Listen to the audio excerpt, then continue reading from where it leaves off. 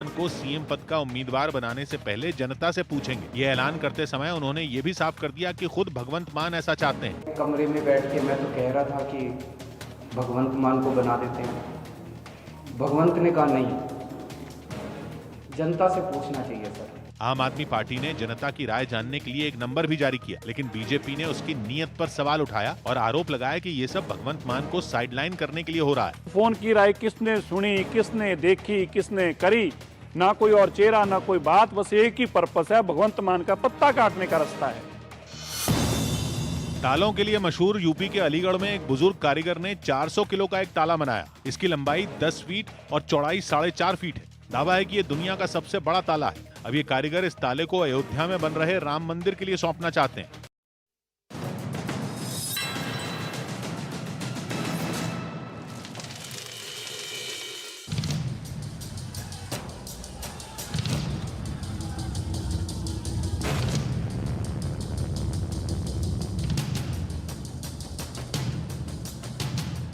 चुनाव से पहले यूपी में जबरदस्त सियासी एक्शन शुरू हो गया है। पूर्व मंत्री स्वामी प्रसाद मौर्य और धर्म सिंह सैनी समाजवादी पार्टी में शामिल हो गए। साथ ही बीजेपी से इस्तीफा देने वाले 5 विधायकों और अपना दल एस के एक विधायक ने भी समाजवादी पार्टी का दामन थाम लिया और इसके साथ ही जोरदार वार पलटवार का दौर भी दिखा। ये लगातार विकेट गिर रहे थे उधर पर।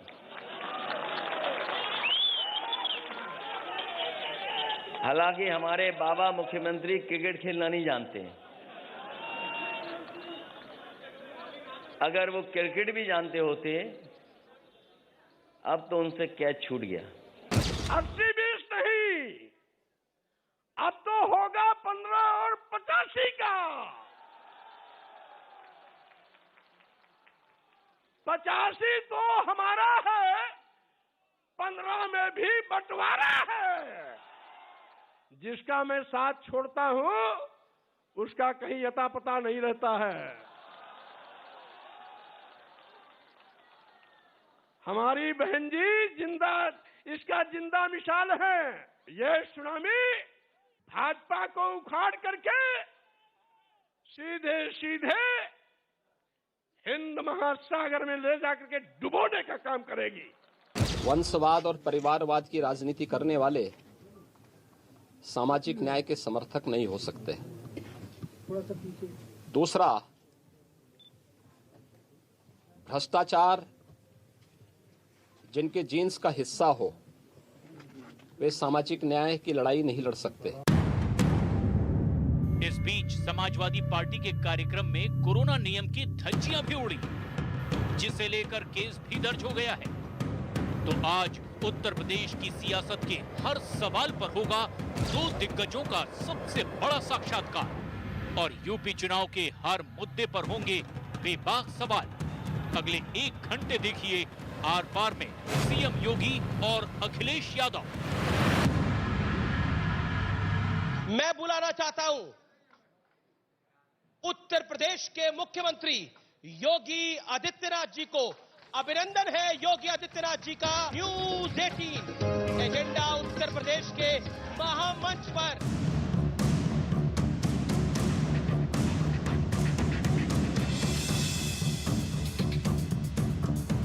इस सेशन का हमने नाम लिखा है योगी का जलवा 2022 में क्या भगवा। और आप कह रहे हैं फर्क साफ है 2017 से पहले और 2017 के बाद। लेकिन अखिलेश कह रहे थे कि हम 400 ला रहे हैं, बाकी 3 सीटों में पूरा विपक्ष बढ़ जाएगा। सपना देखना कोई बुरी बात थोड़े है। बहुत सारे लोगों के सपने में तो भगवान कृष्ण भी आ रहे हैं, लेकिन सपने हकीकत में क्या है और जब उनको अवसर मिला था तब उन्होंने क्या किया था, यह भी सबकी जवान पर है। तो सपने में जब भगवान कृष्ण उन्हें डपट रहे होंगे तो वे सुनते भूल गए होंगे। उन्होंने कहा होगा कि बेटा तू गया काम से, 400 सीटों पर तो तुम देखो मत। ये 3 सीट जो मिल रही हैं उसमें भी एक चाचा के लिए, एक परिवार के किसी सदस्य के लिए, एक कोई भूला भटका होगा तो उसके लिए 3 सीट तुम्हारे पल्ले, बाकी 400 बीजेपी के पक्ष में, बीजेपी के समर्थकों के पक्ष में। और मैं विश्वास के साथ कह सकता हूं, सपने में भगवान कृष्ण अगर आए हैं तो यही कहे होंगे। जो पहले सपना उल्टा देख लिया, लेकिन हम सवाल पूछ रहे हैं, हम अनाउंस नहीं कर रहे कि आप आ रहे हैं। मैं पूछना चाहता हूं, हम सवाल पूछ रहे हैं कि पूछना ये चाहता हूं भगवा आ रहा है कि नहीं आ रहा। मैं यही पूछना चाहता हूं जी, कि जिनका भगवान राम और भगवान कृष्ण पर विश्वास ही नहीं था, उनको काल्पनिक मानते थे, आज कैसे वे इस बात को किस मुंह से बोल रहे हैं? इसलिए प्रश्न वहां से होना चाहिए था जब कांग्रेस नेतृत्व की सरकार को बिन मांगे लोग समर्थन दे रहे थे, और जब इन लोगों ने माननीय उच्चतम न्यायालय में शपथ पत्र दाखिल किया था जी, कि भगवान श्री राम और भगवान श्री कृष्ण तो ये तो हुए ही नहीं, ये तो एक मिथक हैं। उस समय समाजवादी पार्टी उस कांग्रेस नेतृत्व की सरकार को समर्थन दे रही थी, इन्होंने कभी विरोध नहीं किया। तब भी राम सेतु के लिए कोई लड़ा था तो भारतीय जनता पार्टी लड़ी थी। राम सेतु बचा है, उसके कारण बचा है। भगवान राम, भगवान श्री कृष्ण भारत के उन सभी आराध्य देवों के प्रति आस्था और सम्मान के साथ किसी भी प्रकार का कोई खिलवाड़ न करे। अगर ये कोई कर सकता तो भारतीय जनता पार्टी कर सकती है। इसलिए उनके पास जब कुछ नहीं बचा है तो अब तो राम की शरण में, कृष्ण की शरण में हर एक व्यक्ति जाने के लिए लालायित होगा। लेकिन भगवान भी इस बात को देखते हैं मेरा सच्चा भक्त कौन है। जी, ये हमारी ड्यूटी थी, हमें दायित्व मिला, हमने राम भक्तों की भावनाओं के अनुरूप कार्य किया। उन्हें दायित्व मिला था, उन्होंने राम भक्तों पर गोलियां चलाई थी। हमें मौका मिला, हमने ब्रज तीर्थ विकास परिषद का गठन किया। उन्हें मौका मिला, उन्होंने कोसी कला का दंगा करवाया था और जवाहर बाग का दंगा करवाया था। अंतर यानी फर्क साफ है। ये देश भी देख रहा है, दुनिया भी देख रही है, उत्तर प्रदेश के नागरिक भी देख रहे हैं। तो ये फर्क जो साफ है, इस फर्क साफ को हर व्यक्ति महसूस कर रहा है। इसलिए 400 सीट किधर आनी है ये जनता तय कर चुकी है, और 3 सीट का हकदार कौन है ये भी जनता तय कर चुकी है। क्योंकि मथुरा का जब जिक्र आया, चाहे आप हो चाहे बीजेपी के अन्य नेता हो, आप कह रहे हैं कि हमने काशी भी बना दी है, अयोध्या भी बना दी है, अब हम मथुरा भी बनाएंगे। क्यों नहीं बनाएंगे? अब हम मथुरा भी बनाएंगे। क्यों नहीं बनाएंगे? पोलराइजेशन करने की तैयारी। जिसमें दम होगा वही बनाएगा, जिसमें दम होगा वही मथुरा को ही बनाएगा। और हम में दम है, हमने अयोध्या में जन भावनाओं के अनुरूप भगवान राम का भव्य मंदिर बना दिया। हम बना रहे हैं, कार्य कर रहे हैं। जो लोग बोलते क्या थे, मतलब निकाला जाए? जो लोग बोलते थे, मतलब क्या निकाला जाए? जो लोग बोलते थे मंदिर को भव्य बनाएंगे, नहीं, जो बोलते थे, ईदगाह भी है, जो बोलते थे जी, कि अयोध्या में परिंदा भी पर नहीं मार सकता, जो लोग बोलते थे कि अगर अयोध्या में फैसला आएगा तो खून की नदियां बहेंगी, कहां गए सब? अखिलेश यादव को लगता है कि भारतीय जनता पार्टी सिर्फ उनके कामों के फीते काटती है। आप लोग क्रेडिट लेते हैं, काम अखिलेश यादव ने कर रखा है, सपा की सरकार ने कर रखा है। देखिए, इस पर क्या कहना चाहते हैं? समस्या क्या है कि जो व्यक्ति 12 बजे सो करके उठता हो, उस पर सवाल पूछा आज मैंने उनसे। मैं क्या मैं भी पूछना, 12 बजे सो के उठता हो, उठने के बाद भी एक व्यक्ति उनका मुंह धोने के लिए खड़ा होता हो, और फिर उसके बाद उनकी मालिश करके आगे बढ़ाओ, स्नान कराओ, 2 बजे वो अपना लंच लेंगे, तब तक साइकिल का समय हो जाएगा, साइकिल घुमाने का समय होगा। तो जो देखिए, कभी कभी नाम का प्रभाव होता है। आप बचपन में जिसको जिस रूप में पुकार देंगे ना, जीवन भर वे लक्षण उसमें दिखते हैं। और मुझे लगता है कुछ लोग हमेशा जिंदगी भर बबुआ ही रहते हैं, उनको कभी वो अपने को प्रौढ़ बनने ही नहीं देना है। वो कहते जब मैं उठूंगा तो मेरे को योगी जी का नंबर दे दीजिएगा, अमित जी, उनसे लेकर, तो मैं उनको फोन करके बता दिया करूंगा मैं उठ गया हूं। नहीं, मैं तो फोन करके बार बार हालचाल पूछता हूं। मैं तो फोन करके सभी का हालचाल लेता हूं। मैं हमेशा फोन करता हूं। कभी नेताजी का हालचाल लेता हूं, कभी उनका स्वयं का हालचाल लेता हूं, पूछता हूं कि भाई आप, अब मैं जानता हूं कि सुबह देर में उठेंगे, इसलिए रात्रि 9 बजे के बाद फोन करता हूं। लेकिन उन लोग को पता ही नहीं। उसके बाद जब यहां भी आए होंगे, आने के पहले उनका बकायदा 1 घंटा रिहर्सल हुआ होगा। भाई, अब विकास के कार्य उनको याद होंगे नहीं, जानकारी होगी भी नहीं, क्योंकि महीने में काफी काम गिनाए मैं क्या उन्होंने। करूं ना, 5 साल में अगर उत्तर प्रदेश शासन से जुड़ी हुई उनको अगर आप देखेंगे तो कार्यालय में वो शासन के लिए और उत्तर प्रदेश की जनता के लिए कितने दिन कार्यालय बैठे, इसी का वो ले लें उनसे हिसाब, तो बहुत होगा। घुमा फिरा करके आप देखेंगे तो वह कुल मिलाकर के 30 घंटे भी कार्यालय में नहीं बैठे होंगे 365, यानी प्रदेश के अंदर 5 वर्ष के अपने शासनकाल के दौरान। जो व्यक्ति 5 साल के कार्यकाल के दौरान 30 घंटे भी कार्यालय न बैठा हो, उनको शासन की किसी भी योजना की जानकारी स्वाभाविक रूप से नहीं होगी। तो उनको ये बता दिया जाता है कि भाई ये चीज ये हुआ, ये चीज ये हुआ, अतः फिर उसको जब समझ में नहीं आता तो वो लोग ये बोलते हैं अच्छा ये बोल दीजिए, अंत में कुछ नहीं जी, आप केवल ये बोल दीजिए कि साहब योजना हमारी थी, फीता उन्होंने काटा, क्योंकि वे इस लायक नहीं थे कि फीता काट सके। हम शिलान्यास भी कर रहे हैं और फीता भी काट रहे हैं। ये वही कर सकता है जी, ये वही कर सकता है जिसने विकास की योजना को बनते हुए भी देखा है और उसको लागू होते हुए भी देखा। एक मुद्दा आया पीछे जिसमें प्रधानमंत्री की सुरक्षा में पंजाब में बहुत बड़ी सेंध लगी। आप भी एक बड़े सूबे के मुख्यमंत्री रहे हैं, आपका भी कार्यकाल करीब करीब 5 साल का है। चन्नी साहब कहते हैं कि देखिए हमने इस पूरे मामले में प्रियंका जी को भी हमने जानकारी दे दी है। बीजेपी सवाल कर रही है कि ये संवैधानिक शपथ पर एक बड़ा सवाल या निशान है। आप इस पूरे घटनाक्रम पर क्या कहना चाहते हैं? देखिए, क्योंकि 20 मिनट प्रधानमंत्री एक फ्लाईओवर पे फंसे रहे जिसके 10 किलोमीटर की रेंज में पाकिस्तान था। ये घटना अत्यंत निंदनीय है, दुर्भाग्यपूर्ण है। भारत की फेडरल स्ट्रक्चर का एकदम अवमानना है और भारत के संवैधानिक मान्यता के अनुरूप भारत के पार्लियामेंट के बनाए गए एक्ट के अंतर्गत प्रधानमंत्री जी की सुरक्षा, राष्ट्रपति जी की सुरक्षा, उपराष्ट्रपति जी की सुरक्षा, संवैधानिक पदों पर बैठे हुए उन सभी महानुभावों की सुरक्षा, जिस राज्य में वे महानुभाव जाएंगे उस राज्य की सर्वोच्च प्राथमिकता होनी चाहिए थी। पर कांग्रेस कह रही है पॉलिटिकल ड्रामा कर रही है भारतीय जनता पार्टी। देखिए, नवजोत सिंह सिद्धू ने कहा। देखिए, नवजोत सिंह सिद्धू को कौन गंभीरता से लेता है? कांग्रेस नहीं गंभीरता से उनको लेती है, कांग्रेस की पार्टी नहीं लेती। उनके मंत्री, उनके पदाधिकारी रोज तो दिल्ली जा रहे हैं कि अगर यह व्यक्ति यहां रहेगा तो कांग्रेस का बेड़ा गर्क जरूर करा देगा। जो व्यक्ति भारत के दुश्मन देश के एक जनरल को गले लगा करके भाई मानता हो, बाजवा को, उसको आप जो है गंभीरता से ले रहे हैं। गैर जिम्मेदाराना बयान है। लेकिन कांग्रेस को देश की संवैधानिक संस्थाओं की अवमानना करने की एक आदत है।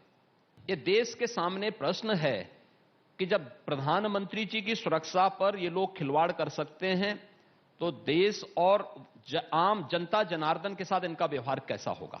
ये कांग्रेस के गैर जिम्मेदाराना रवैये को प्रदर्शित करता है और संवैधानिक संस्थाओं का अवमानना को भी प्रदर्शित करता है। मेरा अगला सवाल आपसे इसी मुद्दे पर है। क्या आपको लगता है कि इस पूरे घटनाक्रम में हमने एक सतही राजनीति देखी है? क्योंकि जिस तरह के बयान आए हैं, हरीश रावत कह रहे हैं कोई बम तो नहीं फट गया। एक कांग्रेस के विधायक है, वो कहते हैं नरेंद्र मोदी को तो पाकिस्तान चला जाना चाहिए अगर उनको इतना भारत में डर लग रहा है। देखिए, हरीश रावत तो फॉर्मर सीएम है। मैंने क्या कहा कि कांग्रेस पार्टी पूरी तरह गैर जिम्मेदार हो चुकी है, नेतृत्व विहीन हो चुकी है। और जब नेता विहीन कोई दल होता है, जब कप्तान विहीन कोई संस्था होती है, कैप्टन विहीन कोई टीम होती है, उसकी स्थिति जैसे होती है वैसे ही कांग्रेस की भी स्थिति है और यह देश के खिलाफ एक साजिश है। मेरा अगला सवाल आपसे आईटी रेड पर है। ये इत्र वाला किसका मित्र है? क्योंकि बीजेपी कह रही है ये समाजवादी पार्टी का मित्र है। प्रधानमंत्री ने भी रैली में बोला, आपने भी अपने कार्यक्रमों में बोला इसको, लेकिन समाजवादी पार्टी कह रही है ये गलती से आईटी इनकम टैक्स डिपार्टमेंट से मिस्टेक हो गया है। ये समाजवादी पार्टी ज्यादा बेहतर जानती होगी क्योंकि आईटी के रेड का सबसे ज्यादा पीड़ा समाजवादी पार्टी को ही हुई थी। दूसरा, 2015 में फ्रांस, जर्मनी और नीदरलैंड की विजिट के फोटो उस सज्जन के किसके साथ में है? आखिर किसके साथ में है? तीसरा, अगर किसी एक के यहां आईटी के रेड पड़ रहे हैं और अगर आपका उससे कोई लेना देना नहीं, तो फिर आपको पीड़ा क्यों हो रही है? आप पढ़ने दीजिए ना। वो आईटी का काम है, अपना काम कर रहा है, नोट की गड्डियां निकल रही हैं, ये दिखाता है। दीवारों से नोट निकल रहे हैं, दीवारों से नोट निकल रहे हैं, एक दिखाता क्या है? वो कहते हैं रेड किसी और पे मारनी थी, मार किसी और पे दी। यही समाजवादी पार्टी का तर्क है अखिलेश जी का। यही तो फर्क साफ है, यही तो हम कह रहे हैं, फर्क साफ है। क्योंकि जेसीबी को एक ब्रांड के रूप में हमने प्रस्तुत किया माफिया के खिलाफ। उस ब्रांड का उपयोग करते हुए अब जेसीबी उस नोट को निकालने में भी कर रही है। और ये पीड़ा देखिए, समाजवादी पार्टी, कांग्रेस और बसपा की पीड़ा पहली बार नहीं है। याद करिए, इनकी संवेदना कभी किसी गरीब के साथ थी, किसी कमजोर के साथ, विकास की किसी गांव की योजना के साथ कभी नहीं थी, महिला की सुरक्षा के साथ कभी नहीं थी। उनकी पीड़ा क्यों कब होती है? उनको पीड़ा तब होती है जब माफिया पे बुलडोजर चलता है। उनकी पीड़ा कब होती है? जब किसी पेशेवर चोर के यहां से ठोको तंत्र की सरकार चला रहे हैं। जब किसी पेशेवर चोर के यहां से जेसीबी से पैसा निकाल करके और नोट का पहाड़ खड़ा कर दिया जाता, तब उनको पीड़ा होती है। पर वो कहते हैं कि ये ठोक तंत्र की सरकार है। आप बड़े गर्व से बोलते हैं कि हम ठोक देंगे, वो ये कहते हैं। तो आतंकवादियों को आरती करने के लिए तो भगवान ने उनको पैदा ही किया है, और हम लोगों को तो इसी बात के लिए भेजा है कि परित्राणाय साधुनाम और विनाशाय से दुष्कृताम। हम तो इसी के लिए आए हैं। क्योंकि वो कहते हैं वो जो उनका इत्र है, वो जो बीजेपी नफरत फैला रही है, उसको समाप्त कर देगा, जो परफ्यूम वो लेकर आए हैं। ये इत्र ही प्रदेश की बददुआ की एक संताप झेलने के लिए इनको मजबूर किया है। और यह इत्र नहीं, अब ये समाजवादी पार्टी का बदबू जनता भी इससे नफरत कर रही है। चलिए अगली बात मैं हिंदुत्व की कर लेता हूं, क्योंकि आप सिर्फ मुख्यमंत्री नहीं है, आप महंत भी हैं, एक योगी भी हैं। हिंदू और हिंदुत्व पे इस देश में एक बहुत बड़ी बहस राहुल गांधी ने खड़ा करने का प्रयास किया है। इस पर आप क्या कहना चाहते हैं? राहुल जी हिंदू अलग है, हिंदुत्व अलग है। राहुल जी जब विदेश में जाते हैं तो भारत को कोसते हैं, केरल में जाते हैं तो अमेठी की जनता को और उत्तर प्रदेश वासियों को कोसते हैं। राहुल जी पे कोई विश्वास करता है क्या? कोई उन्हें गंभीरता से लेता है क्या? उन्हीं की पार्टी नहीं गंभीरता से ले रही है, उन्हीं की पार्टी उन्हें गंभीरता से नहीं ले रही है, तो देश क्यों उन्हें गंभीरता से लेगा? आपने कह दिया वो एक्सीडेंटल हिंदू हैं, वो तो जनेऊधारी हिंदू बोलते हैं अपने आप को। तो हमने कहा ना कि वक्त के साथ ये लोग बदलते हैं, वक्त के साथ। आज इस देश की सांस्कृतिक राष्ट्रवाद के परवाह ने इन सबको जनेऊ पहनने के लिए मजबूर कर दिया है, और अयोध्या में राम राम कहने और मथुरा वृंदावन में राधे राधे कहने के लिए मजबूर कर दिया है, काशी में हर हर महादेव कहने के लिए मजबूर कर दिया है। ये अयोध्या, काशी, मथुरा सब ले ये हमारे सांस्कृतिक राष्ट्रवाद की विजय है। और मैं कह रहा हूं, आप देखना कि बहुत सारे लोग अभी ऐसे होंगे जो अभी कुछ समय के बाद ये सब इसी प्रवाह के राही बनते हुए दिखाई देंगे। सिर्फ अगर राम का नाम होगा, सिर्फ अगर राम की बात होगी, तो रहीम का क्या होगा? ये सवाल दूसरी तरफ से आता है। तो राम, जहां राम है वही रहीम भी है। अगर राम का नाम है तो ही रहीम का नाम है, अगर राम का नाम ही नहीं तो फिर रहीम भी कहां से आएंगे? अब ये तो आप लंबा आपने मैंने वही कहा जी, अगर राम रहेंगे तो ही रहीम आ पाएंगे। अन्यथा जो ये लोग राम का विरोध करते हैं ना, ये सब तालिबानीकरण के समर्थक हैं। आप कह रहे हैं कि सेकुलरिज्म राम की वजह से है इस देश में। अगर सेकुलरिज्म है तो वो राम की वजह से है। हिंदू इस देश के सेकुलरिज्म की गारंटी है जी। भारत पंथ निरपेक्ष है ही इसलिए क्योंकि भारत हिंदू बाहुल्य है। केंद्र सरकार एक फैसला ले रही है जिसमें 21 साल लड़कियों की शादी की भी उम्र होगी। उसको लेकर समाजवादी पार्टी के सांसद है एसटी हसन, उन्होंने बोला है कि बच्ची समझदार तो 16 साल की उम्र में हो जाती है, शादी की उम्र क्यों 21 करनी चाहिए। अबू आजमी ने तो एक ऐसी बात कही जो मुझे इस मंच पे बोलने में भी बहुत शर्मिंदगी हो रही है। उन्होंने बोला कि बेटी बहन अगर घर में अकेली भी हो तो अकेली बेटी के साथ भी मत रहो, शैतान कभी भी सवार हो सकता है। देखिए, ये उनकी मानसिकता है, समाजवादी पार्टी का संस्कार यही है। आधी आबादी के बारे में शकीफुल रहमान वर्क का आपने अभी उल्लेख किया ही नहीं। एसटी हसन और अबू आजमी, मैं क्या कर रहा हूं, ये तो आखिर ये तो समाजवादी पार्टी के चेहरे हैं। सकीबुल रहमान बर्क जो तालिबान का समर्थन करता है, एसटी हसन जो बालिकाओं के बारे में, अबू आजमी जैसे नमूने हैं जो बेटियों के बारे में इस प्रकार का वक्तव्य देते हैं और समाजवादी पार्टी इनको ढो रही है। सच्चाई क्या है? समाजवादी पार्टी के यही सही प्रवक्ता हैं और समाजवादी पार्टी का यही चेहरा है। आधी आबादी ही नहीं, पूरे प्रदेश की सुरक्षा को दांव पे लगाने वाली ये पार्टी है और प्रदेश की सुरक्षा के साथ विश्वासघात करने वाली पार्टी है। मैं अब आपको एक ओवैसी साहब की बाइट दिखाता हूं। ओवैसी साहब कह रहे हैं, क्या आप सुनिए और इसका जवाब दीजिए। ओवैसी साहब की बाइट को प्ले करते हैं। हालात बदलेंगे जब कौन बचाने आएगा तुमको? जब योगी अपने मठ में चले जाएंगे, मोदी पहाड़ों में चले जाएंगे, हो सकता है या कहीं पर जाकर रहेंगे, जब कौन आएगा? क्या कहेंगे योगी जी? कह रहे जब योगी मठ में चले जाएंगे, मोदी हिमालय में चले जाएंगे, तब कौन बचाने आएगा? ठीक बोल रहे हैं, वक्त आएगा, वक्त आएगा तो हैदराबाद भाग्यनगर भी बनेगा। पर आपको लगता नहीं है ये पोलराइजेशन का हाई पॉइंट है? ओवैसी इस तरह की बात कर रहे हैं, आप लोग काशी को भव्य बनाने की बात, मथुरा को भव्य बनाने की बात कर रहे हो। ओवैसी क्या करना चाह रहे हैं? ओवैसी से आप उम्मीद क्या करते हैं? ओवैसी से क्या आप सत्यनारायण की कथा सुनना चाहते हैं क्या? आप क्या उनको चाहते हो सत्यनारायण की कथा सुनाए? उनका चेहरा मोहरा, उनका राग रंग जो है वो कभी भारत के गौरव और भारत के सांस्कृतिक राष्ट्रवाद का प्रतीक हो ही नहीं सकता। आप देवबंद के अंदर, ये सवाल है, आपने कहा कि पहले की सरकार आतंकवादियों के मुकदमे वापस लेती थी, हम आतंकवादियों को ठोकने के लिए एटीएस सेंटर बना रहे हैं, लेकिन एटीएस का सेंटर बनाने के लिए देवबंद को ही क्यों चुना?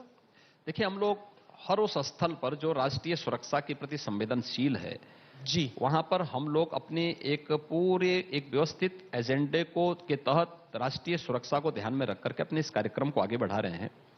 और देवबंद भी है, क्योंकि देवबंद वह एक सेंटर है। हमारे तमाम बॉर्डर स्टेट तो आते ही हैं, अन्य देश से भी काफी महत्वपूर्ण और संवेदनशील क्षेत्र होने के नाते हमारा एटीएस का सेंटर वहां पे बन रहा है। पर जगह के ऊपर ही तो विवाद है। जगह इसलिए जो हमारे लिए उपयुक्त होगा, राष्ट्रीय सुरक्षा की दृष्टि से महत्वपूर्ण होगा। देवबंद में राष्ट्रीय सुरक्षा को खतरा आप मान रहे हैं? मैं क्या कह रहा हूं, जहां से भी हमें किसी भी एंटी नेशनल एलिमेंट को निशाना बनाने के लिए, जो भारत की सुरक्षा में सेंध लगाने के लिए आया, जहां से हमें उपयुक्त जगह मिलेगी, हम वहीं पे सेंटर बनाएंगे और हमने इसलिए बनाया। अगला सवाल बिल्कुल आखिरी दौर की बातचीत है। अजय मिश्रा टेनी क्या प्रचार करेंगे बीजेपी के लिए? मुझे लगता है कि जो भारतीय जनता पार्टी का हर कार्यकर्ता भारतीय जनता पार्टी के लिए प्रचार करेगा। पर उनके बेटे भी बड़े सारे गंभीर आरोप हैं। देखिए, उसमें नियमानुसार जो कार्रवाई होनी थी वो कार्रवाई नियमानुसार हुई है। अगला सवाल मेरा, ब्राह्मणों को लेकर इस बार बड़े सारे सम्मेलन हुए, ब्राह्मण बीजेपी को क्यों वोट डालेगा? क्योंकि इस बार सपा और बसपा कह रही है कि ब्राह्मण शंख बजाएगा और बीजेपी को हराएगा। देखिए, ये लड़ाई उससे बहुत आगे जा चुकी है जी। ये लड़ाई अब 80 बनाम 20 की हो चुकी है। लड़ाई 80-20 क्यों? 80-20 की। ओवैसी कहते हैं 19। मैं क्या कह रहा हूं, 80-20 की।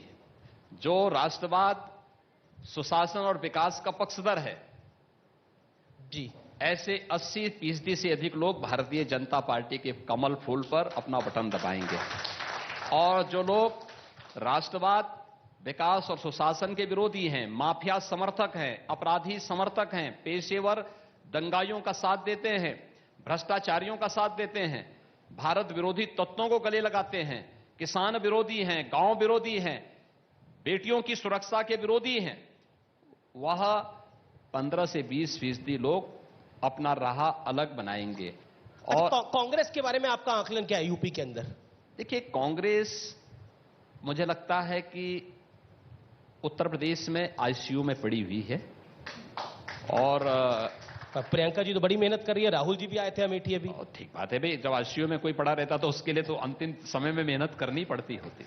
अब क्योंकि चुनाव है और नतीजे 10 मार्च को आएंगे, दूध का दूध और पानी का पानी हो जाएगा। होली भगवा रंग की होगी या लाल रंग की होगी, ये तो समय बताएगा। मैं आपसे जानना चाहता हूं, आपका नंबर क्या है? अखिलेश जी तो 400 बोल गए। मैंने कहा ना, मैं पहले भी कह रहा था, भारतीय जनता पार्टी लोकतंत्र में विपक्ष को भी चाहती है और स्वस्थ लोकतंत्र को आगे बढ़ाना चाहती है। भारतीय जनता पार्टी 325 प्लस का लक्ष्य प्राप्त करेगी, कोई संदेह नहीं होगा। हाँ, अच्छा, आप 400 तक नहीं जा रहे हैं? आप 400 तक नहीं जा रहे अखिलेश जी? मैंने कहा ना भाई, जो वास्तविक संख्या होगी हम बोलेंगे, क्योंकि हमें मालूम है कि 10 मार्च के बाद जब शपथ ग्रहण होगी तो भारतीय जनता पार्टी की सरकार यहां पे बनेगी, तो उस समय हम लोग बोल सकेंगे कि देखो हमने तो ये कहा था ना, वो पूरा हुआ। उन लोगों को उस समय मुंह छुपाने की स्थिति होगी नहीं, जब उनको बोलना ही नहीं तो इस समय बोल दो। मैं तो आश्चर्य होता है कि वो तो लिख के लेके आए होंगे अखिलेश जी, तो उन्होंने 400 बोल दिया। वो बीजेपी का संकल्प मैं क्या कह रहा हूं ना, जी जी, वह अन्यथा यहां पे ये भी बोल सकते थे कि साहब हम 600 सीट लेके आ जाएंगे। देखिए अंतर, ये फर्क साफ है, फर्क साफ है। चलिए अब तो पता लगेगा कि 10 तारीख को क्या नतीजा आएंगे। योगी जी, आपने इतना समय दिया हमें, आपका बहुत बहुत शुक्रिया, बहुत बहुत धन्यवाद न्यूज 18 एजेंडा उत्तर प्रदेश के मंच पे आने के लिए। आपका स्वागत है अखिलेश जी इस मंच पर। सपा कह रही है होली लाल रंग की होगी, बीजेपी कह रही है कि होली भगवा रंग की बनेगी इस बार। भारतीय जनता पार्टी से बड़ा झूठ कोई नहीं बोल सकता। आजकल तो आपके सपनों में भी भगवान कृष्ण आ रहे हैं। हमारे बाबा मुख्यमंत्री को नींद नहीं आ रही होगी आजकल।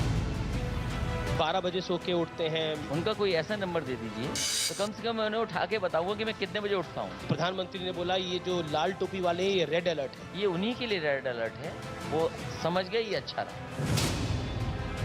उस समय साथ थे, अब साथ नहीं है। ये आशीर्वाद दें इस बार।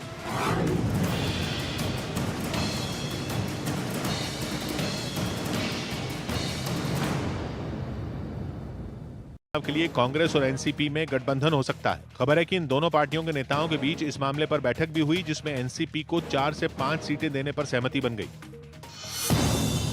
गृह मंत्रालय ने सभी राज्यों और केंद्र शासित प्रदेशों को शहीद दिवस मनाने के लिए दिशा निर्देश जारी किए। इसमें महात्मा गांधी की पुण्यतिथि यानी 30 जनवरी को देश भर में ठीक 11 बजे 2 मिनट का मौन रखने के कार्यक्रम में लापरवाही न बरतने की हिदायत दी गई। हरिद्वार पुलिस ने जितेंद्र नारायण त्यागी और वसीम रिजवी को गिरफ्तार कर लिया। आरोप है कि कुछ दिन पहले उन्होंने हरिद्वार की धर्म संसद में विवादास्पद बयान दिया था। कोरोना नियमों के बीच पश्चिम बंगाल में गंगा सागर मेले की शुरुआत हो गई। इस दौरान मकर संक्रांति से पहले वहां बड़ी संख्या में श्रद्धालुओं ने स्नान भी किया। इस मेले में लोग कोरोना नियमों का पूरा पालन करें, इसके लिए वहां प्रशासन और पुलिस की कई टीमें भी तैनात की गईं।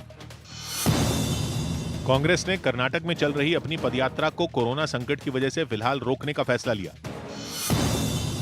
मध्य प्रदेश में कोरोना के बढ़ते मामलों को देखते हुए जेल में कैदियों से मुलाकात पर 31 मार्च तक रोक लगा दी गई, यानी तब तक कैदियों के परिवार वाले उनसे नहीं मिल सकते। हालांकि ये मुलाकात ऑनलाइन की जा सकेंगी। उत्तर प्रदेश में समाजवादी पार्टी के साथ गठबंधन करने वाली एनसीपी ने यूपी में कांग्रेस को कमजोर पार्टी बता दिया। हालांकि दोनों पार्टियां महाराष्ट्र में मिलकर सरकार चला रही, लेकिन जब बात यूपी की आई तो एनसीपी ने अपनी ही सहयोगी पर निशाना साधने में देरी नहीं की। पिछले कई चुनाव से खासकर 90 के बाद उत्तर प्रदेश में धीरे धीरे कांग्रेस कमजोर हो रही है। पलटवार करने में कांग्रेस भी पीछे नहीं रही और एनसीपी को क्षेत्रीय पार्टी बताते हुए उसे सीधी चुनौती दे डाली। तो उनको लगता है कमजोर है, तो ये 10 मार्च को पता चलेगा कि कांग्रेस पार्टी में कितना दम है और एनसीपी में कितना दम है। खबर है कि प्रधानमंत्री नरेंद्र मोदी की सुरक्षा के चूक के मामले पर पंजाब के सीएम चरणजीत सिंह चन्नी ने खेद जताया। उन्होंने कोरोना संकट पर हुई बैठक के दौरान एक शेर बोलते हुए उनकी सलामती के लिए दुआ भी की। दिल्ली में एक सरकारी स्कूल के टीचर को फर्जीवाड़े से नौकरी लेने के आरोप में गिरफ्तार कर लिया गया। इल्जाम है कि उसकी जगह किसी और ने नौकरी के लिए यह परीक्षा दी थी। ऑस्ट्रेलियन ओपन का ड्रॉ निकाल दिया गया, जिसके बाद सर्बिया के टेनिस खिलाड़ी नोवाक जोकोविच का मैच भी तय हो गया, लेकिन अब भी उनके इस टूर्नामेंट में खेलने पर सस्पेंस बना हुआ है। ऑस्ट्रेलिया के प्रधानमंत्री स्कॉट मॉरिसन ने साफ किया कि सरकार ने अब तक उनके वीजा पर कुछ फैसला नहीं लिया है। पिछले दिनों ऑस्ट्रेलिया में कोरोना नियम पूरे न करने पर जोकोविच का वीजा रद्द कर दिया गया था। इस पर काफी विवाद भी हुआ था। दिल्ली के हिंदू राव अस्पताल में कोरोना की वजह से बनाए गए नए नियम ने मरीजों की मुश्किलें बढ़ा दी। इस अस्पताल में रोजाना 2 से 2,500 मरीज इलाज के लिए आते हैं, लेकिन अस्पताल प्रशासन ने कोरोना की दलील देते हुए ओपीडी में एक दिन में सिर्फ 50 मरीजों को देखने की लिमिट तय कर दी। यहाँ पर ओपीडी के लिए रजिस्ट्रेशन बंद हो चुका है, सिर्फ 50 मरीजों का ही ओपीडी रजिस्ट्रेशन होता है। अस्पताल के इस नए नियम से वहां आने वाले लोग परेशान हो गए। इनमें ज्यादातर लोग पैसा खर्च कर दूर दराज से इलाज करवाने पहुंचे थे, लेकिन रजिस्ट्रेशन नहीं होने की वजह से उन्हें बिना दिखाए ही लौटना पड़ा। राम पार्क से किराया लगा के आते हैं, पर पर्ची भी नहीं बनती है। स्वामी प्रसाद मौर्य के आरएसएस पर निशाना साधते ही सियासी बवाल मच गया। बीजेपी से इस्तीफा देते ही उन्होंने न केवल उसके खिलाफ बल्कि आरएसएस के खिलाफ भी मोर्चा खोल दिया और अपने ट्वीट में लिखा कि नाग रूपी आरएसएस और सांप रूपी बीजेपी को स्वामी रूपी नेवला खत्म करके ही दम लेगा। जिसके बाद आरएसएस स्वामी प्रसाद मौर्य पर भड़क गई। उनके कहने या कुछ करने से कुछ होगा नहीं, संघ विपरीत परिस्थिति में काम करती रही है। तो वहीं बीजेपी ने उन्हें उसी अंदाज में जवाब दिया जिस अंदाज में उन्होंने ट्वीट किया था। भारतीय जनता पार्टी जो आस्तीन के सांप थे उनके लिए नेवला बन गई है, तो वो आस्तीन के सांप छोड़ के भाग गए। यूपी के सीएम योगी आदित्यनाथ ने मकर संक्रांति से पहले उन श्रद्धालुओं से नदी में स्नान न करने की अपील की जिन्हें बुखार और जुकाम है। सीएम ने अधिकारियों के साथ कोरोना संकट पर बैठक में ये बात कही। लता मंगेशकर की तबीयत में पहले से सुधार हुआ, हालांकि अब भी वो आईसीयू में ही हैं। लता मंगेशकर को कोरोना पॉजिटिव आने पर रविवार को मुंबई के ब्रीच कैंडी अस्पताल में भर्ती करवाया गया था। महाराष्ट्र सरकार ने बीएमसी चुनाव से ठीक पहले मराठी कार्ड चल दिया। उद्धव सरकार ने ये आदेश जारी किया कि अब से राज्य में हर दुकानदार को अपनी दुकान का नाम मराठी भाषा में और बड़े बड़े अक्षरों में लिखना होगा। सभी के जो नाम के फलक है वो मराठी में अवश्य होंगे, कामगारों की संख्या कुछ भी हो। महाराष्ट्र सरकार की तरफ से जारी किए गए इस आदेश का राज ठाकरे की पार्टी एमएनएस ने भी समर्थन किया। हमारी बात अगर सरकार मानती है उसका समर्थन करना चाहिए। मुंबई में अगले महीने यानी फरवरी में बीएमसी के चुनाव होंगे। असम और नागालैंड के राज्यपाल जगदीश मुखी की कोरोना रिपोर्ट पॉजिटिव आई। इसके बाद उन्हें गुवाहाटी के अपोलो अस्पताल में भर्ती करवाया गया। प्रधानमंत्री मोदी ने कोरोना संकट पर सभी राज्यों के मुख्यमंत्रियों के साथ एक बैठक की। इसमें प्रधानमंत्री ने सलाह दी कि अगर कुछ राज्य पाबंदी लगाएं भी तो ये ध्यान रखें कि आर्थिक गतिविधियों को ज्यादा नुकसान न हो। आर्थिक गतिविधियों को कम से कम नुकसान हो। कोई भी रणनीति बनाते समय हम इन बातों को जरूर ध्यान में रखें। कांग्रेस नेता और राज्यसभा में नेता विपक्ष मल्लिकार्जुन खड़गे की कोरोना रिपोर्ट पॉजिटिव आई। इसके बाद वो घर पर ही क्वारंटीन हो गए। मध्य प्रदेश के उज्जैन और देवास में मकर संक्रांति के मौके पर नदी किनारे होने वाले स्नान और मेले पर रोक लगा दी गई। कोरोना खतरे की वजह से ये फैसला लिया गया।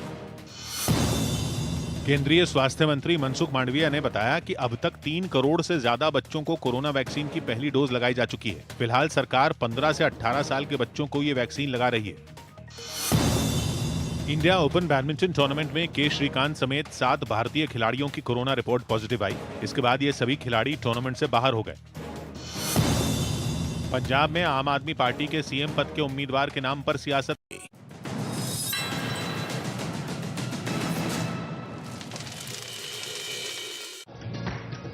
नमस्कार, आपका स्वागत है अखिलेश जी इस मंच पर।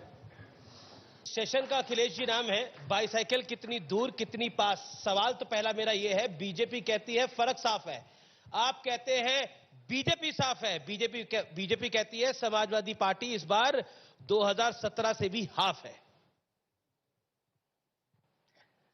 ये तो बात नारे की है जी, कि हम सभी पॉलिटिकल पार्टीज नारे दे रहे हैं, लेकिन जनता इस बार पूरी तरीके से तैयार है भारतीय जनता पार्टी से ये जानने के लिए कि जो जो उन्होंने वादे किए थे आज उनके वादे कितने पूरे हुए हैं। इसीलिए मैं साथ उनका संकल्प पत्र लेकर के आया हूं। जो संकल्प पत्र है जी, ये भारतीय जनता पार्टी का है 2017 का। उस समय जिस समय इन्हें जनता के बीच में और चुनाव में जाना था, ये तमाम सवाल वो है जो बुनियादी सवाल हैं जिनका जवाब भारतीय जनता पार्टी को देना है, क्योंकि भारतीय जनता पार्टी के पास इन सवालों के जवाब नहीं है। जनता इन्हें नकार देगी। सपा कह रही है होली लाल रंग की होगी, बीजेपी कह रही है कि होली भगवा रंग की बनेगी इस बार। एक रंग वाले लोग एक रंग ही सोच सकते हैं, इसीलिए हर रंग को तो समाजवादी आपका भी तो पार्टी रंग ने एक जोड़ा ही है। है, आप भी तो सिर्फ लाल रंग की बात करते हैं। समाजवादी पार्टी ने हर रंग को जोड़ा है जी। इसलिए इस बार हर रंग की होली होगी। होली वही अच्छी होती है जो सब रंगों की हो। सवाल ये है, आप कितने भी लोग लेके आ जाइए, उत्तर प्रदेश की जनता बदलाव चाहती है। जो महंगाई बढ़ी है उसका जवाब क्या है? किसान यहां का हिसाब किताब लगाएगा। अभी किसान को जरूरत थी खाद, क्या खाद उपलब्ध करा पाए? खाद किसी किसान को नहीं मिली। जब वो किसान को खाद मिल भी गई तो उसमें 5 किलो की चोरी हो गई। उसका जवाब सरकार के पास क्या है? जिस दिन से समाजवादी पार्टी ने तय किया कि 300 यूनिट फ्री बिजली होगी, उसी दिन सरकार क्या कह रही है कि हम अपने बिजली के बिल आधे कर देंगे। आपने क्या ये भारतीय जनता पार्टी मुझे बताएगी कि इसका मतलब ये बिल कम कर सकते थे? जानबूझ करके गरीबों के और आम लोगों की जेब पे डाका डाल रहे थे। कम तो कर दिया अब हमने, जानबूझ करके 4.5 साल गरीबों की जेब पर डाका डाला इन्होंने, और आज कह रहे हैं 50% बिजली कर देंगे। क्या ये पैसा वापस करेंगे आम लोगों का? इसका मतलब ये है कि अगर आज 50% सस्ती बिजली कर रहे हैं, इसका मतलब ये है कि ये सस्ती बिजली दे सकते थे, लेकिन सस्ती बिजली नहीं दी। इनकी नीयत साफ नहीं है, और नीयत साफ इसलिए नहीं है कि हमारे मुख्यमंत्री आज तक बिजली के कारखाने का नाम नहीं रट पाए। आजकल आपको सपने बहुत आ रहे हैं, तो भगवान कृष्ण भी आपके सपने में आए। कोई नया सपना आया आपको? जो आप सोच करके सोएंगे जी, अक्सर उसके सपने आपको आते हैं जी। और सोने से पहले मैं एक बार रिवीजन करता हूं अपना। जो सोने से पहले एक बार रिवीजन करेगा, या खुश होगा या दुखी होगा। मैं बहुत खुशी में सो जाता हूं और फिर सुबह उठ करके फिर काम करता हूं, और मैं शर्त के साथ कह सकता हूं हमारे बाबा मुख्यमंत्री को नींद नहीं आ रही होगी आजकल, क्योंकि जब वो पीछे मुड़ के देखते होंगे तो वो देखते होंगे कि बताओ, हमें तो ऑक्सीजन देनी थी, हमने सड़कों पे ऑक्स छोड़ दिए। लेकिन आप ऑक्स तो समझते हैं ना, किसको छोड़ा है ऑक्स? बिल्कुल बिल्कुल, क्योंकि बाद में दोबारा बोल रहा हूं, हमारे लोग समझ नहीं पाए थे। अच्छा, एक ऑक्सीजन जब चाहिए थी तो ये ऑक्सीजन नहीं दे पाई, और ये हमारे बाबा मुख्यमंत्री सड़कों पे ऑक्स छोड़ दिए। ये ऐसे मुख्यमंत्री हैं। अच्छा, एक बात बताइए, योगी आदित्यनाथ कहते हैं कि इनके सपने में उन्होंने जो बोला, आजकल कुछ लोगों के सपने में भगवान कृष्ण आते हैं। भगवान भी कोसते होंगे कि जब सरकार में थे तो सबसे पहला दंगा उन्हीं की भूमि मथुरा में किया था। ये वो लोग हैं जिनके ऊपर दंगों के मुकदमे हैं।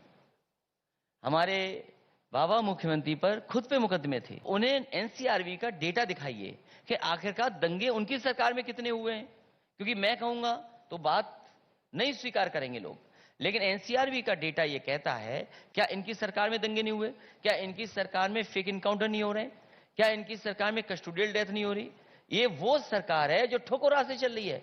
सबसे ज्यादा नेशनल ह्यूमन राइट कमीशन ने अगर नोटिस किसी को दिए हैं तो यही सरकार है, और सबसे ज्यादा असुरक्षित अगर कहीं पे बेटियां और बहनें हैं, माता हैं, तो वो उत्तर प्रदेश सरकार में। आपके सपने में तो भगवान कृष्ण आ रहे हैं। बीजेपी तो खुल के कह रही है कि अयोध्या हमने तैयार कर दी है, काशी हमने बना दी है, और अब मथुरा की बारी है। आप क्या कह रहे हैं? ये मथुरा की बारी में आप साथ हैं?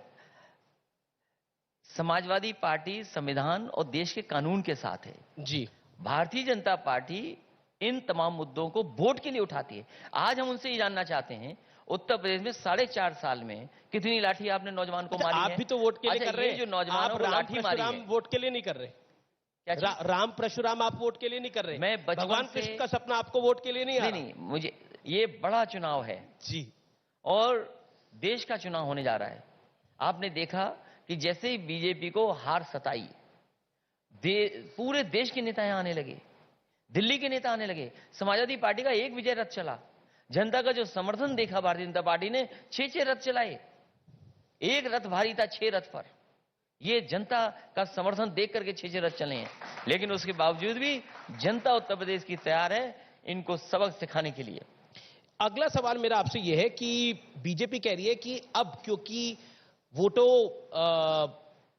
2014 में, 2017 में समाजवादी पार्टी को हार देखनी पड़ी, 2019 में भी हार देखनी पड़ी, अब इसको हिंदू वोट बैंक याद आने लगा है।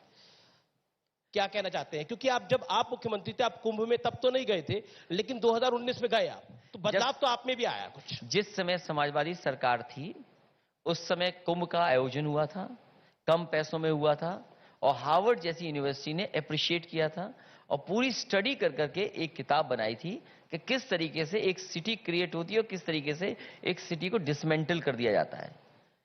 कुंभ के समय पे भी मैं गया, साधु संतों से व्यक्तिगत मिला। आपने स्नान नहीं किया था उसमें? साधु संतों से मैं मिला और साधु संतों से आशीर्वाद लिया।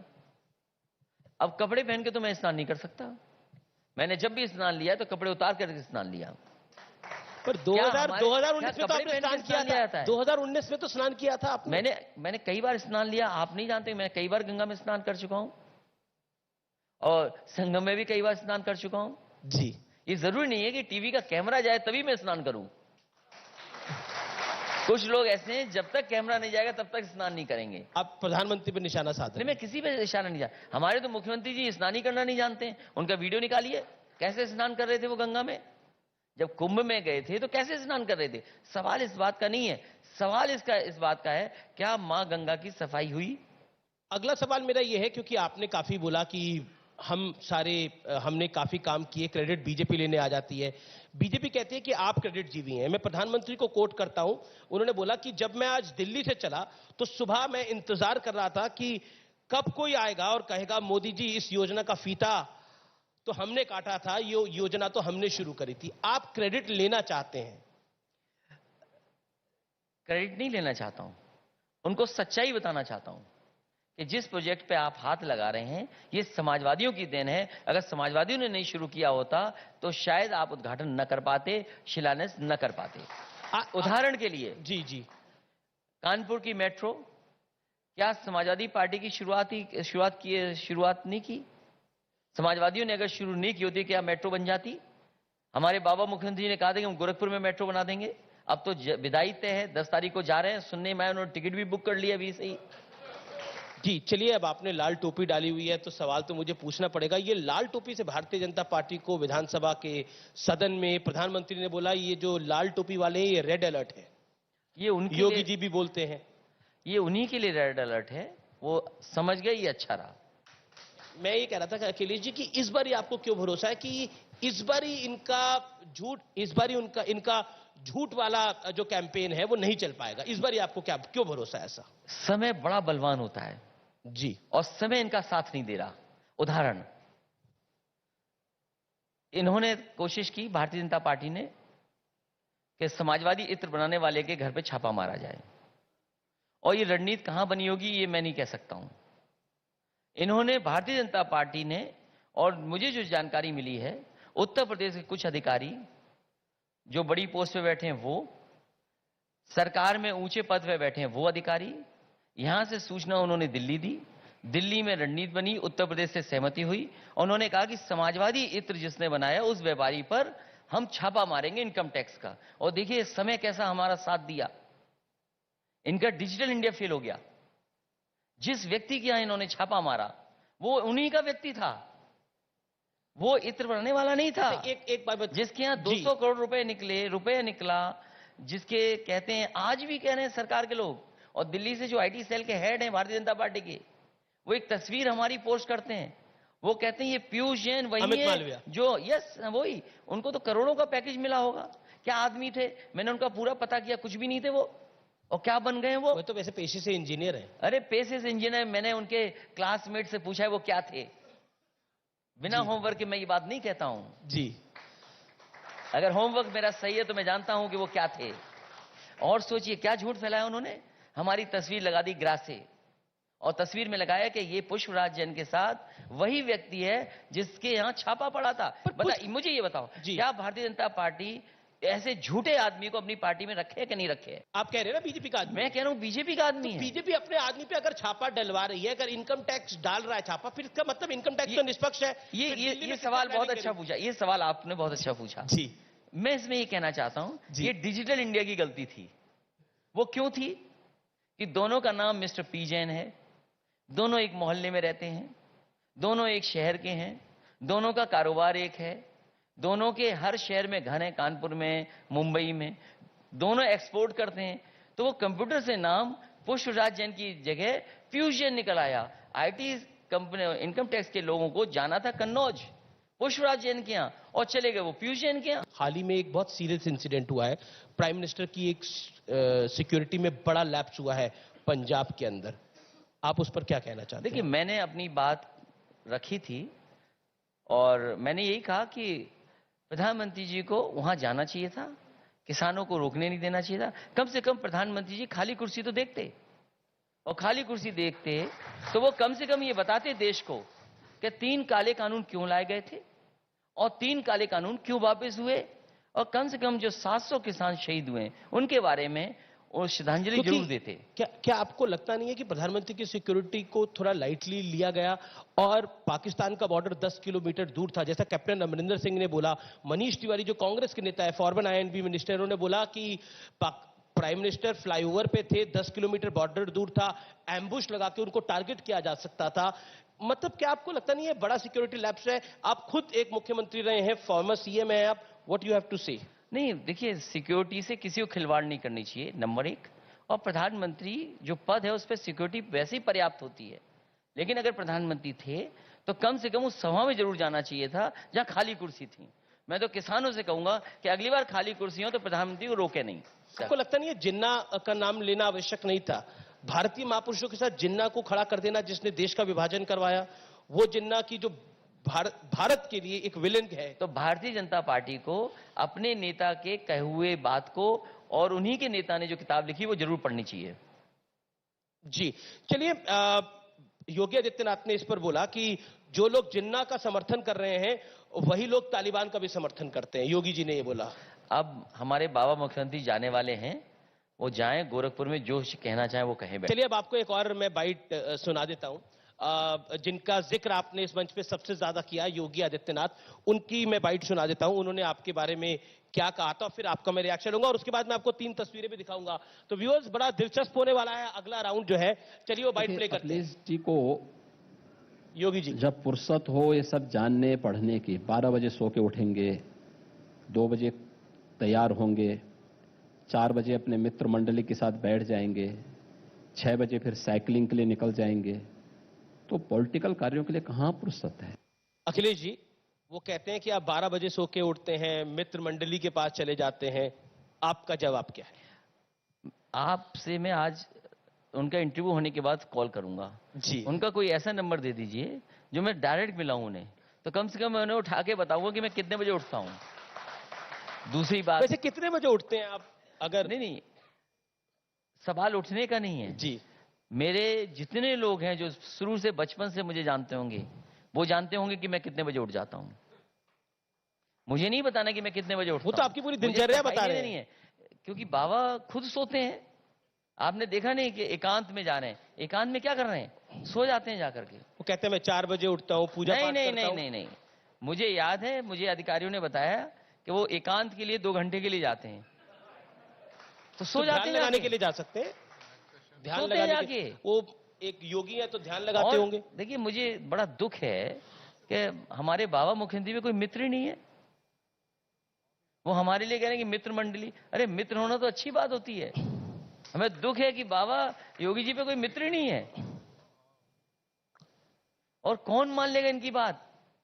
आज के समय पे 12 बजे कौन सो लेगा? कैसे मुख्यमंत्री है बताओ? क्या दुनिया को सिखा रहे हैं, समझा रहे हैं कि 12 बजे सो के उठते हैं? अच्छा, कितने बजे उठते हैं आप? मेरे करीब के लोग या जितने लोग हैं वो जानते हैं मैं कितने बजे उठ जाता हूं। वो तो कह रहे 5 बजे उठते हैं सुबह। आपने एक इंटरव्यू में बोला था आप 4 बजे उठते हैं, 3:30 उठते हैं शायद। नहीं, वो तो इसलिए था कि कोई बता रहा था कि मुख्यमंत्री जी इतने बजे उठ जाते हैं, तो मैंने कहा मैं उनसे पहले उठ जाता हूं। तो सच्चाई तो बताइए, उठते कितने बजे? मैं कल से काम करूंगा, चुनाव तक जी मैं मुख्यमंत्री आवास को फोन करके जगा दिया करूं कि मैं जग गया हूं। कल से सुबह फोन करूंगा, और वैसे भी मुझे बहुत दूर नहीं है, मैं आपकी जानकारी दे, मैं खड़ा होकर के भी चिल्ला दूंगा कि मैं जग गया हूं, तो वो जान जाएंगे। तो समय आप अभी किसी को बताएंगे नहीं कितने बजे? और नहीं उसको गोपनीय रखना। और मैं बता दूं, अगर उनको टहलने की आदत तो है नहीं, मुझे नहीं लगता टहलने की आदत होगी।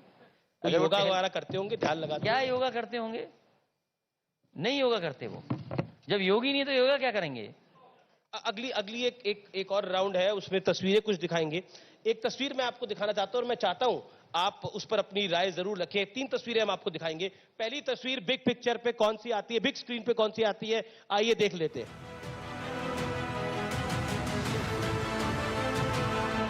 इस तस्वीर पर क्या कहना चाहते हैं आप? उस समय साथ थे, अब साथ नहीं है। अभी तो ये भी देश में नहीं है। अच्छी बात है, बाहर जाते हैं घूमने, तो इनको बाहर ही रहना चाहिए। देखिए ये बुरा नहीं है जी। जब आप दुनिया का सब पर सामान ममता जी ने तो बोल दिया कि ये पार्ट टाइम पॉलिटिशियन है। ममता जी ने बोल दिया, तो आप तो उनको दीदी मानते हैं। देखिए बाहर जाने का, बाहर से सीख के आने का, सीख के आना चाहिए। अगर मैं दुनिया से बाहर न जाता तो शायद मैं रिवर फ्रंट नहीं बना पाता, क्योंकि मैंने दुनिया के अच्छी से अच्छी जगह देखे कि रिवर फ्रंट कैसे हैं, तो मैं सीख सका। तो आपकी बात हुई राहुल जी से? तो मैंने रिवर फ्रंट बनाया। आपकी नए साल पे बात हुई राहुल जी से? नहीं, मेरी बात नहीं हुई नए साल पे। नहीं हुई। चलिए अगली तस्वीर दिखा देता हूं। अगली तस्वीर भी मैं दिखा देता हूं। और अगली तस्वीर कौन सी आती है, आइए देखते हैं।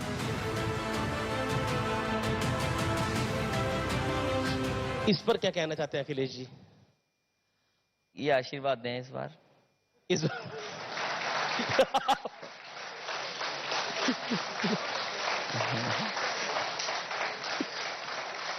इनका आशीर्वाद चाहिए। पिछली बार पूरा सहयोग किया मैंने, तो इस बार आप चाहते हैं कि आपको सहयोग मिल जाए। समाजवादियों ने जितना सहयोग हो सकता है सहयोग समाजवादियों ने किया, और इस बार मैं अपील करता हूं कि अंबेडकरवादी और समाजवादी मिलकर के इस भारतीय जनता पार्टी का तो गठबंधन ही क्यों नहीं? अगर आशीर्वाद चाहिए था तो गठबंधन ही कर लेते आप इनसे। वो गठबंधन था, वो गठबंधन टूट गया। चलिए अब एक और तस्वीर आएगी। ये इस चुनाव के अंदर बड़ी महत्वपूर्ण तस्वीर बन गई है, वो है इत्र और आप। क्या कहना चाहते हैं? कम से कम हमारे पास वो लोग हैं जो इत्र बना रहे हैं, जो कम से कम खुशबू देने वाले लोग हैं, जो भाईचारे की खुशबू है। अरे भारतीय जनता पार्टी के पास तो ऐसे भी इत्र नहीं है, ये बदबू वाले लोग हैं, दुर्गंध इनकी। वो कहते हैं कि भ्रष्टाचार का इत्र आपने छिड़का हुआ है नफरत पूरे प्रदेश में। नफरत फैलाने वाले लोग हैं जी, ये नफरत फैलाने वाले लोग हैं। इनको इत्र नहीं पसंद है, इन्हें इत्र पसंद नहीं है, इनको इत्र पसंद नहीं है, लेकिन वो कहते हैं ये भ्रष्टाचार का इत्र है। इनसे ज्यादा बड़ा झूठ कोई बोल नहीं सकता। चलिए आखिरी सवाल, ये आपका जो इंटरव्यू है ये इलेक्शन अनाउंसमेंट के बाद पहली बार हो रहा है, तो ये सवाल जरूर मैं आपसे पूछूंगा, और इस सवाल को मैं रिविजिट भी करूंगा जब 4 राउंड हो जाएंगे इस चुनाव को, तब भी मैं आपके साथ एक साक्षात्कार करूंगा, उसको जरूर रिविजिट करूंगा। अखिलेश जी, कितने दूर और कितने पास, इस सेशन का नाम ये है, आप साइकिल चला रहे हैं, आप देख रहे हैं, और कितने दूर है और कितने पास है, क्या नंबर है, फाइनल नंबर? अखिलेश यादव जी। मैंने पहले दिन से कहा और फिर कह रहा हूं मैं जी, और आप देखेंगे आने वाले दिनों में जी कि हो सकता है उत्तर प्रदेश की जनता समाजवादी पार्टी के साथ जितने गठबंधन है मिलकर के 400 सीटें भी जीत जाएं। 400 सीटें जीत जाए? 400 सीटें, और इसलिए बोल रहा हूं मैं। तो बीजेपी के लिए आप 25 छोड़ रहे हैं? कितनी छोड़ रहे हैं बीजेपी के लिए? 3 सीटें बीजेपी की आएंगी विपक्ष के लिए। विपक्ष के लिए अब विपक्ष तय कर ले कितनी चाहिए उनको। भाई पे कांग्रेस भी है, भाजपा भी है। ये ज्यादा ओवर कॉन्फिडेंस नहीं है कि जिसमें आपकी जो 400 आ रही है? आप देखिए ना, इनके विधायक कूटे जा रहे हैं, इनके सांसद कूटे जा रहे हैं, लेकिन आपने इनके सांसद घर में, गांव में नहीं घुस पा रहे। क्या हमने नहीं सुना वो गवर्नर साहब ने क्या कहा कि गांव में नहीं घुस सकते बीजेपी के लोग? इसीलिए मैंने कहा पहले चरण का चुनाव किसानों के मान सम्मान का चुनाव है, उनके गन्ने के भुगतान का चुनाव है। लेकिन जो महंगा बिल दिया, आज बीजेपी ने बिल क्यों महंगा सस्ता कर दिया? आप ये मंच पे बात कर रहे हैं, लेकिन आपके सांसद एसटी हसन कहते हैं कि इस बार कौम का वोट बंटना नहीं चाहिए। सवाल एसटी हसन बर्ग साहब का नहीं है, पर वो बोलते हैं। सवाल ये है कि उत्तर प्रदेश की जनता बीजेपी को हटाना चाहती है। आज ये बिजली का बिल क्यों हाफ कर रहे हैं? अच्छा एक बात बताइए, 4.5 साल का पैसा वापस करेंगे क्या? लड़कियों की शादी की उम्र 18 से 21 हो रही है, इसके पक्ष में आप, इसके खिलाफ? मैं सहमत हूं, साथ ही साथ ये भी होना चाहिए। पर आपके लोग नहीं है, लोग नहीं। ये पार्टी का जो स्टैंड है वो ये है कि 21 साल जो उम्र की गई उसके सहमत हैं, साथ ही साथ बेटियों को नौकरी भी तो दो आप। जी चलिए, बहुत बहुत शुक्रिया, आपने अपने समय दिया हमें और न्यूज 18 के मंच पे आए। Thank you so much Akhilesh जी।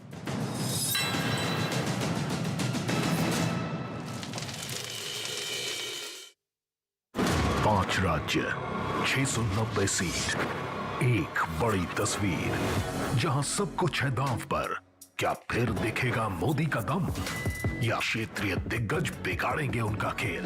देखिए सबसे बड़ा दंगल में 5 राज्यों के चुनाव की हर हलचल, चुनाव के सबसे भरोसेमंद न्यूज चैनल पर, क्योंकि चुनाव मतलब न्यूज 18 इंडिया। लिमिट तय कर दी। यहाँ पर ओपीडी के लिए रजिस्ट्रेशन बंद हो चुका है। सिर्फ 50 मरीजों का ही ओपीडी रजिस्ट्रेशन होता है। अस्पताल के इस नए नियम से वहां आने वाले लोग परेशान हो गए। इनमें ज्यादातर लोग पैसा खर्च कर दूर दराज से इलाज करवाने पहुंचे थे, लेकिन रजिस्ट्रेशन नहीं होने की वजह से उन्हें बिना दिखाए ही लौटना पड़ा। राम पार्क से किराया लगा के आते हैं, पर्ची भी नहीं बनती है। स्वामी प्रसाद मौर्य के आरएसएस पर निशाना साधते ही सियासी बवाल मच गया। बीजेपी से इस्तीफा देते ही उन्होंने न केवल उसके खिलाफ बल्कि आरएसएस के खिलाफ भी मोर्चा खोल दिया और अपने ट्वीट में लिखा कि नाग रूपी आरएसएस और सांप रूपी बीजेपी को स्वामी रूपी नेवला खत्म करके ही दम लेगा। जिसके बाद आरएसएस स्वामी प्रसाद मौर्य पर भड़क गई। उनके कहने या कुछ करने से कुछ होगा नहीं। संघ विपरीत परिस्थिति में काम करती रही है। तो वहीं बीजेपी ने उन्हें उसी अंदाज में जवाब दिया जिस अंदाज में उन्होंने ट्वीट किया था। भारतीय जनता पार्टी जो आस्तीन के सांप थे उनके लिए नेवला बन गई है, तो वो आस्तीन के सांप छोड़ के भाग गए। यूपी के सीएम योगी आदित्यनाथ ने मकर संक्रांति से पहले उन श्रद्धालुओं से नदी में स्नान न करने की अपील की जिन्हें बुखार और जुकाम है। सीएम ने अधिकारियों के साथ कोरोना संकट पर बैठक में ये बात कही। लता मंगेशकर की तबीयत में पहले से सुधार हुआ, हालांकि अब भी वो आईसीयू में ही हैं। लता मंगेशकर को कोरोना पॉजिटिव आने पर रविवार को मुंबई के ब्रीच कैंडी अस्पताल में भर्ती करवाया गया था। महाराष्ट्र सरकार ने बीएमसी चुनाव से ठीक पहले मराठी कार्ड चल दिया। उद्धव सरकार ने ये आदेश जारी किया कि अब से राज्य में हर दुकानदार को अपनी दुकान का नाम मराठी भाषा में और बड़े बड़े अक्षरों में लिखना होगा। सभी के जो नाम के फलक है वो मराठी में अवश्य होंगे, कामगारों की संख्या कुछ भी हो। महाराष्ट्र सरकार की तरफ से जारी किए गए इस आदेश का राज ठाकरे की पार्टी एमएनएस ने भी समर्थन किया। हमारी बात अगर सरकार मानती है उसका समर्थन करना चाहिए। मुंबई में अगले महीने यानी फरवरी में बीएमसी के चुनाव होंगे। असम और नागालैंड के राज्यपाल जगदीश मुखी की कोरोना रिपोर्ट पॉजिटिव आई। इसके बाद उन्हें गुवाहाटी के अपोलो अस्पताल में भर्ती करवाया गया। प्रधानमंत्री मोदी ने कोरोना संकट पर सभी राज्यों के मुख्यमंत्रियों के साथ एक बैठक की। इसमें प्रधानमंत्री ने सलाह दी कि अगर कुछ राज्य पाबंदी लगाएं भी तो ये ध्यान रखें कि आर्थिक गतिविधियों को ज्यादा नुकसान न हो। आर्थिक गतिविधियों को कम से कम नुकसान हो। कोई भी रणनीति बनाते समय हम इन बातों को जरूर ध्यान में रखें। कांग्रेस नेता और राज्यसभा में नेता विपक्ष मल्लिकार्जुन खड़गे की कोरोना रिपोर्ट पॉजिटिव आई। इसके बाद वो घर पर ही क्वारंटीन हो गए। मध्य प्रदेश के उज्जैन और देवास में मकर संक्रांति के मौके पर नदी किनारे होने वाले स्नान और मेले पर रोक लगा दी गई। कोरोना खतरे की वजह से ये फैसला लिया गया। केंद्रीय स्वास्थ्य मंत्री मनसुख मांडविया ने बताया कि अब तक 3 करोड़ से ज्यादा बच्चों को कोरोना वैक्सीन की पहली डोज लगाई जा चुकी है। फिलहाल सरकार 15 से 18 साल के बच्चों को ये वैक्सीन लगा रही है। इंडिया ओपन बैडमिंटन टूर्नामेंट में के श्रीकांत समेत 7 भारतीय खिलाड़ियों की कोरोना रिपोर्ट पॉजिटिव आई। इसके बाद ये सभी खिलाड़ी टूर्नामेंट से बाहर हो गए। पंजाब में आम आदमी पार्टी के सीएम पद के उम्मीदवार के नाम पर सियासत तेज हो गई। पहले कहा जा रहा था केजरीवाल जल्द ही भगवंत मान के नाम का ऐलान करने वाले हैं, लेकिन अब ऐसा नहीं है। केजरीवाल ने ऐलान किया कि वो भगवंत मान को सीएम पद का उम्मीदवार बनाने से पहले जनता से पूछेंगे। ये ऐलान करते समय उन्होंने ये भी साफ कर दिया कि खुद भगवंत मान ऐसा चाहते हैं। कमरे में बैठ के मैं तो कह रहा था कि भगवंत मान को बना देते हैं। भगवंत ने कहा नहीं, जनता से पूछना चाहिए सर। आम आदमी पार्टी ने जनता की राय जानने के लिए एक नंबर भी जारी किया, लेकिन बीजेपी ने उसकी नीयत पर सवाल उठाया और आरोप लगाया कि ये सब भगवंत मान को साइडलाइन करने के लिए हो रहा है। फोन की राय किसने सुनी, किसने देखी, किसने करी, ना कोई और चेहरा ना कोई बात, बस एक ही पर्पस है, भगवंत मान का पत्ता काटने का रास्ता है। तालों के लिए मशहूर यूपी के अलीगढ़ में एक बुजुर्ग कारीगर ने 400 किलो का एक ताला बनाया। इसकी लंबाई 10 फीट और चौड़ाई 4.5 फीट है। दावा है कि ये दुनिया का सबसे बड़ा ताला है। अब ये कारीगर इस ताले को अयोध्या में बन रहे राम मंदिर के लिए सौंपना चाहते हैं। तो ये हम इस ताले को राम मंदिर के लिए भेंट करना अपनी हार्दिक इच्छा के अनुसार